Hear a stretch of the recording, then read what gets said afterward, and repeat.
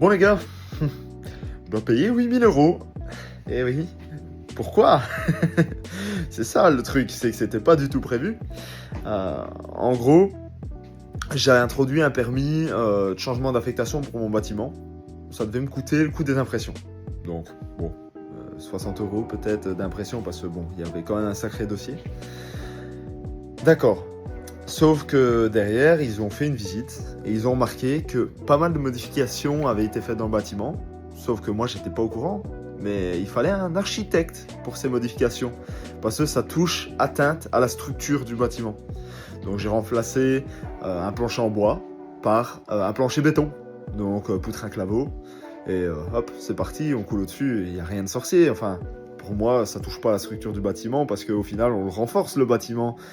Donc oui, peut-être que d'une certaine manière, ça... Je suis pas architecte, hein.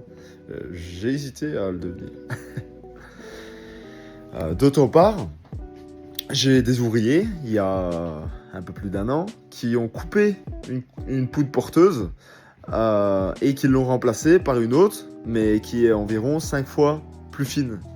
Donc ça, ils demandent un ingénieur structure, mais également un architecte qui va refaire l'intégralité des plans de l'appartement, mais pas que. Il y a toute une surface commerciale, le bâtiment fait 1000 m², il faut refaire l'entièreté du bâtiment juste à cause de ces erreurs. Donc faites vraiment attention quand vous entreprenez des travaux quelconques, hein.